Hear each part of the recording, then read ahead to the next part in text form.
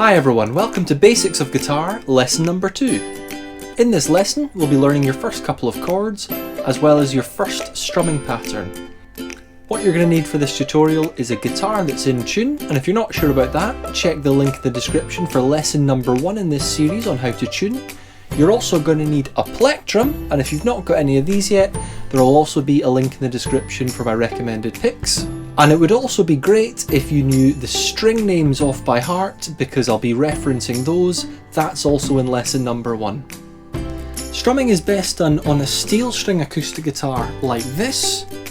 You can tell what it looks like by the way the bridge and the pins here look. They'll sometimes have pick guards here. The strings are all metal, 4 wound strings and 2 steel strings.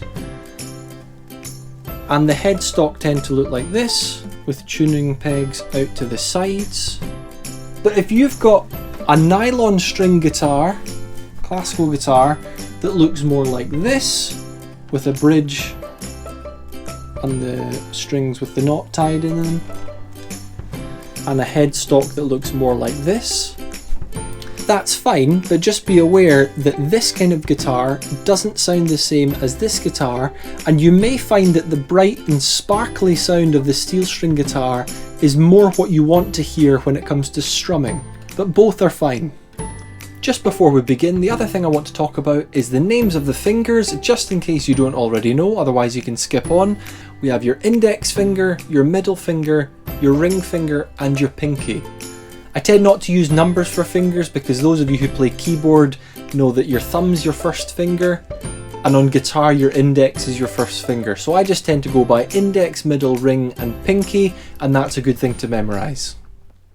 The first chord we're going to learn is a sad sounding chord. These are minor chords, but this one's really easy to play. It's called E minor, and we're going to start by taking our middle finger and we're going to put it on the A string next to the 2nd fret. And when I say next to, all I mean is not touching the fret, but slightly to the left of it as you look at it. And to finish the chord, I take my ring finger and I put it on the string underneath. That's the D string, also next to the 2nd fret, and I press both of my fingers down hard.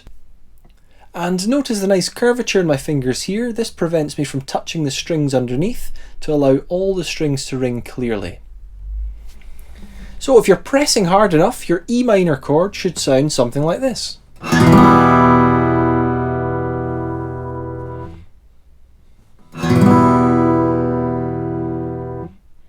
It's a good time to talk about holding the pick. Basically, you want to make sure that you're holding the pick between your thumb and your index finger, or between your thumb and 2 fingers, and just letting the pointy part of the pick stick out just enough to touch the strings. And I like to angle my pick ever so slightly in this direction, which gives a slightly nicer tone on the strings. If your E minor chord doesn't sound quite like mine, what you might want to do is pluck every string individually.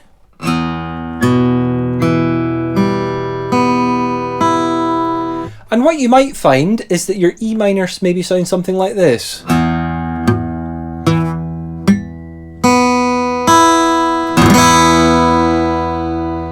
It might not be completely obvious what's wrong with it at first, but when you listen to the strings individually, got a problem there. I'm not pressing hard enough, that's what's wrong with it. When I start pressing, there's a point where I'm hearing the note, but it's buzzing. And if I press just hard enough, I get a nice clean note. The other problem with E minor is this.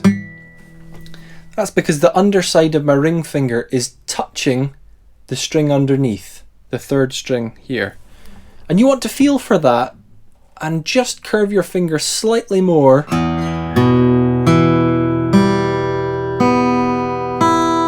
so that we hear all the strings ringing. Another common problem, maybe you can't hear the high E string.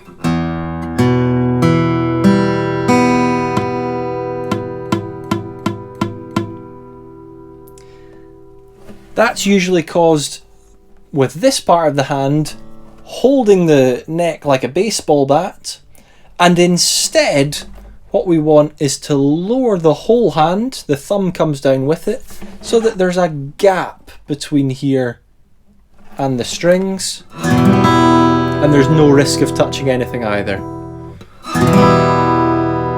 With E minor, you're allowed to strum all the strings. That's not the case for all of the chords we'll be learning, but luckily for this one, it's fine. So that's a good chord to start with, the E minor chord.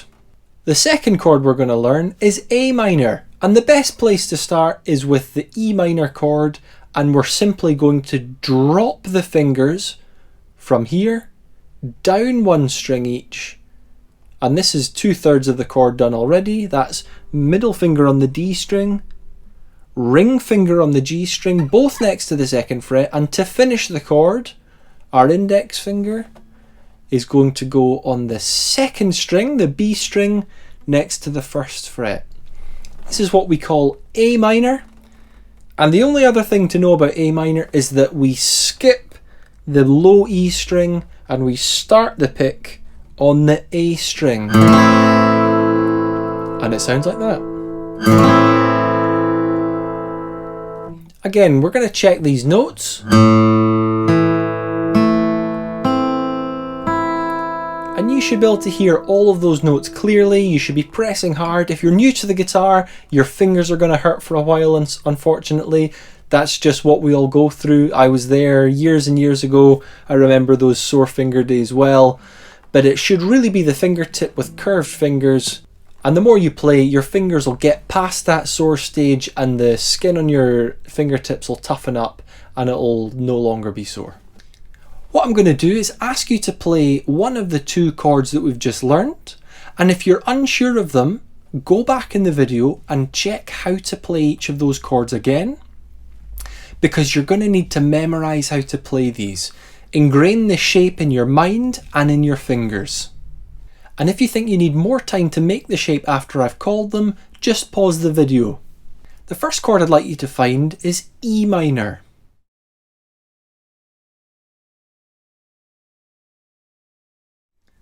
That looks like this and sounds like this. The next one I'd like you to find is A minor.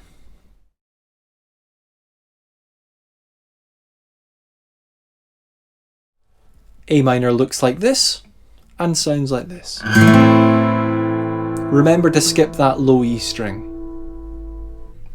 Now I'd like you to take a minute and practice going between the two chords back and forth as many times as you possibly can, like this.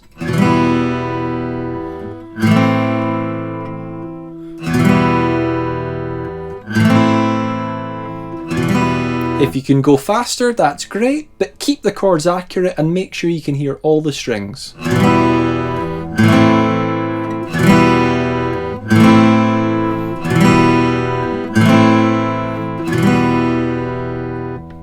Remember, if there's anything you're unsure of, you can always skip back to the parts in the video where I explain which fingers to put where on the chords, and over time it'll be ingrained in your muscle memory.